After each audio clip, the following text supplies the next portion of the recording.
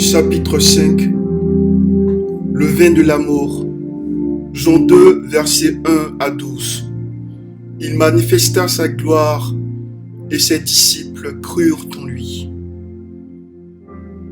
Je lis la parole de Dieu. Le troisième jour, il y eut une noce à Cana en Galilée et la mère de Jésus y était. Jésus aussi fut invité à la noce avec ses disciples. Et voilà que le vin de la noce arrive à sa fin. Il n'avait plus de vin. La mère de Jésus lui dit, « Ils n'ont plus de vin. » Jésus lui répond, « Femme, vas-tu te mettre dans mes affaires? Mon heure n'est pas encore venue. » Mais sa mère dit aux servants, « Faites tout ce qu'il vous dira. » Il y avait là 6 bacs de pierre que les Juifs gardaient pour leur purification. Ils pouvaient contenir chacun 100 ou 150 litres. Et Jésus leur dit, « Remplissez ces bacs avec de l'eau. » Ils les remplirent jusqu'au bord. Jésus dit alors, « Prenez maintenant et portez-en au responsable de la fête. » Le responsable de la fête goûta cette eau changée en vin, mais il ne savait pas d'où il venait. Seuls les servants qui avaient pris l'eau le savaient.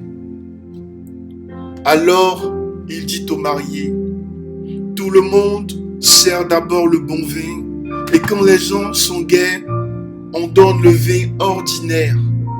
Mais toi, tu as gardé le bon vin jusqu'à maintenant. » C'est ainsi que Jésus fit le premier de ses signes à Cana en Galilée. Là, il manifesta sa gloire et ses disciples crurent en lui. Après cela, Jésus descendit à Capharnaüm avec sa mère, ses frères et ses disciples. Mais il n'y resta que quelques jours. Gloire à toi, Seigneur. Veux-tu qu'il manifeste sa gloire dans ta vie? Veux-tu que Jésus te fasse marcher sur des hauteurs? Veux-tu qu'il t'emmène au sommet? Veux-tu qu'il te mène dans ces verts pâturages où coule le lait et le miel en abondance? Je crois que tu voudrais toutes ces choses. Cependant, es-tu prêt à faire quelque chose que tu n'as jamais fait jusqu'à aujourd'hui? Si tel est ton désir, alors mon frère, ma sœur, tu es sur le bon chemin. Cette page de l'Évangile nous dit qu'il y eut un événement, et pas des moindres, un jour à Cana en Galilée. Ce fut un mariage où plusieurs personnes étaient invitées, quoi de plus normal. Mais ce qui fait la particularité du panel des invités, c'est que Marie, la mère de Dieu, Jésus son fils et ses disciples furent de la partie. Il y avait certainement des sièges réservés pour eux, eux qui étaient les invités de Marc, des mariés, et le vin vint à manquer pendant que la fête battait de plus belle. J'imagine la musique, j'imagine les cris de joie, j'imagine l'allégresse, cette atmosphère. Alléluia. Au cours de cette fête, Marie, en tant que mère et femme, a dû comprendre ce qui se passait et comprenait que si rien ne se faisait, cette fête qui avait si bien commencé allait terminer sous une note triste, à la honte et au déshonneur. Et très vite, elle s'empressa de rencontrer le Christ, le Sauveur, afin que quelque chose se passe. Tu connais sûrement la suite de cette histoire. Jésus transforma l'eau en vin avec ce que le maître de la maison avait. Mais qu'avait-il en réalité? Ils avaient seulement 6 jarres. Ces jarres pourrait être considéré comme son contenant, Et c'est avec ces jarres que le miracle se produisit. En survolant les pages de l'Évangile, on se souvient de la multiplication des pains.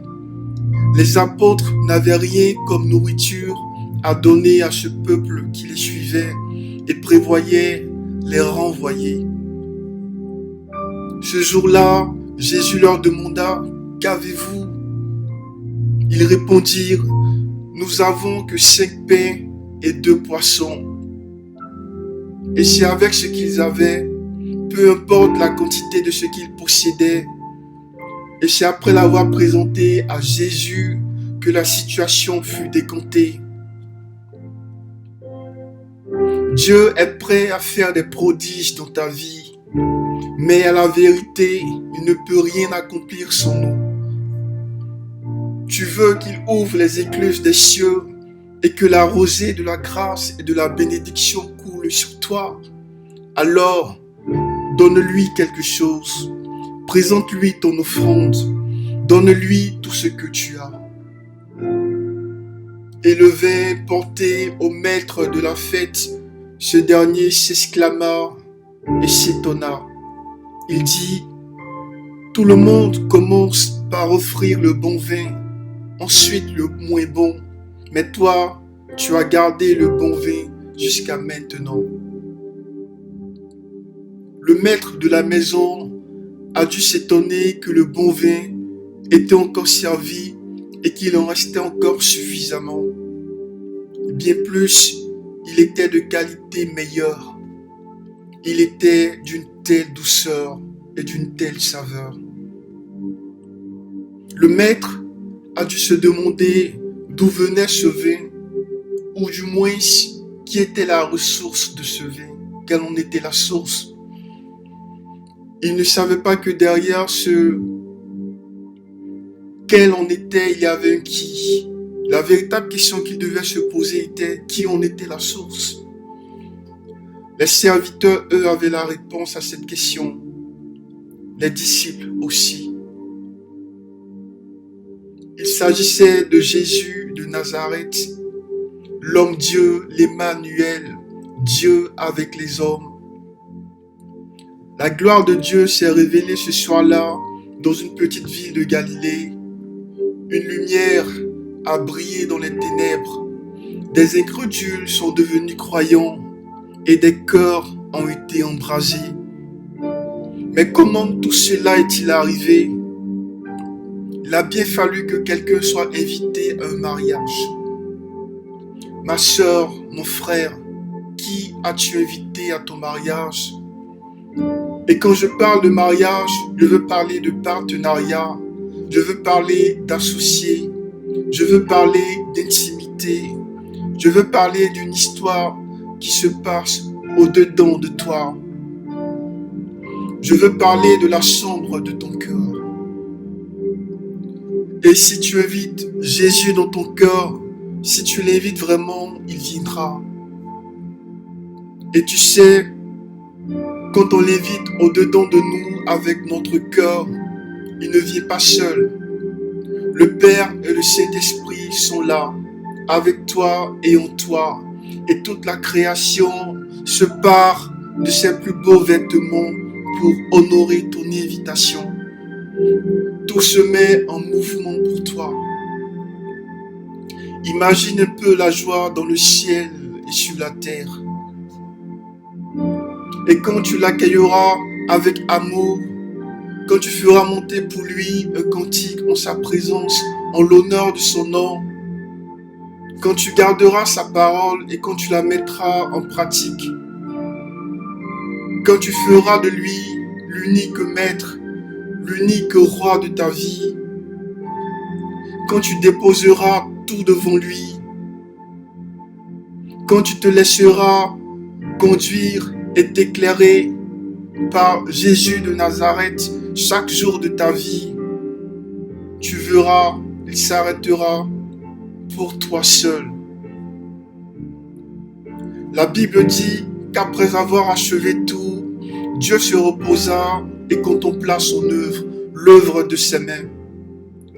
Mon Dieu s'arrêtera aussi pour toi et sa parole s'empressera de te modeler, de te remodeler, de te restaurer, de t'élever et de te faire marcher dans des pâturages auxquels tu n'as jamais pensé.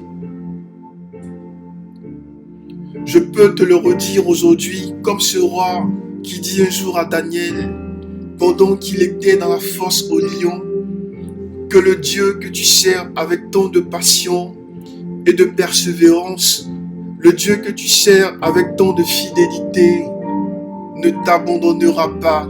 C'est lui qui te sauvera. Après l'avoir reçu chez eux, dans leur histoire, Jésus donna vie à tous ceux qui étaient morts dans cette maison. Mieux, il enflamma cette maison de son amour et de sa miséricorde.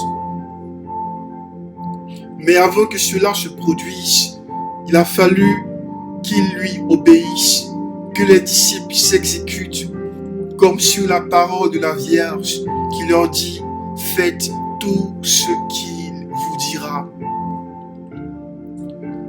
Inviter Jésus et l'accueillir alors ne suffit pas. Il faut aller encore en profondeur. Il faut non pas seulement serrer sa parole contre son cœur, il faut la pratiquer. Il faut donc marcher dans l'obéissance. Et c'est cette obéissance qui a actionné la bénédiction et qui a produit finalement le miracle. Gardons-nous vraiment sa parole? Notre cœur est-il vraiment enflammé de ne faire que sa volonté et rien que sa volonté? S'il arrive que nous tombions souvent, prenons-nous la peine de demander pardon et de nous révéler en prenant la décision de ne plus recommencer. Avec Dieu, nous ferons des exploits. En comptant sur son aide, nous serons vainqueurs. L'eau a été changée en vin, te souviens-tu? La source de ce vin était l'eau. Les conditions étaient réunies pour que le miracle se produise. Le maître de la maison n'a pas eu besoin de croire. L'obéissance de ses disciples a suffi. Et Jésus était là parce qu'il avait été invité. Et toi, qui as-tu chez toi? Qui est le maître de ta maison? Qui est ton Dieu? La Bible dit que là où est ton trésor, là aussi se trouve ton cœur. Alors dis-moi, où se trouve ton trésor? Tu veux briller, tu veux voir sa gloire se manifester puissamment dans ta vie. Alors commence à lui donner la première place en tout. Que Jésus soit le numéro 1 dans ta vie. L'histoire de ce beau mariage s'achève sur une parole tellement vraie du maître de la fête après qu'il goûta l'eau changée en vin.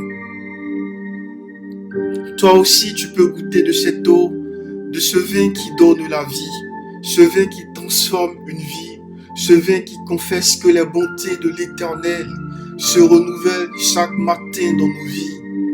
Ce vin qui impacte et qui booste la vie des hommes et des femmes qui autrefois ordinaires sont devenus extraordinaires.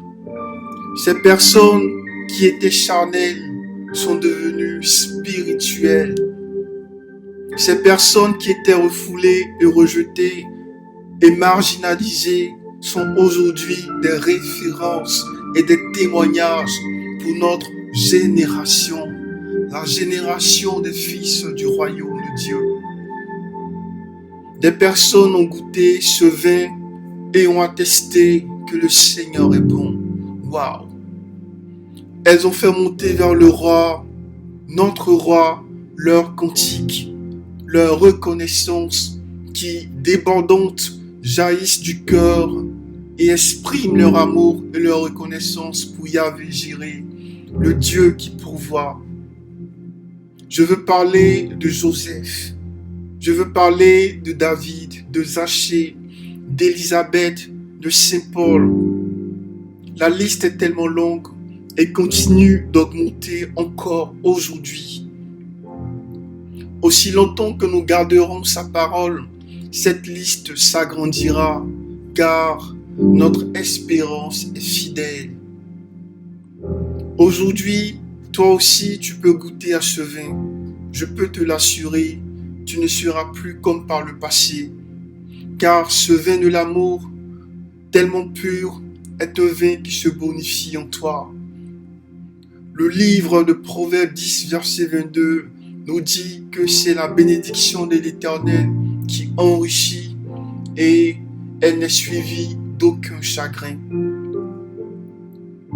Accroche-toi à lui, connecte-toi au Fils de la Vierge et laisse-le exploser en toi et éclater sa majesté dans ta vie. Fais-le avec la vérité.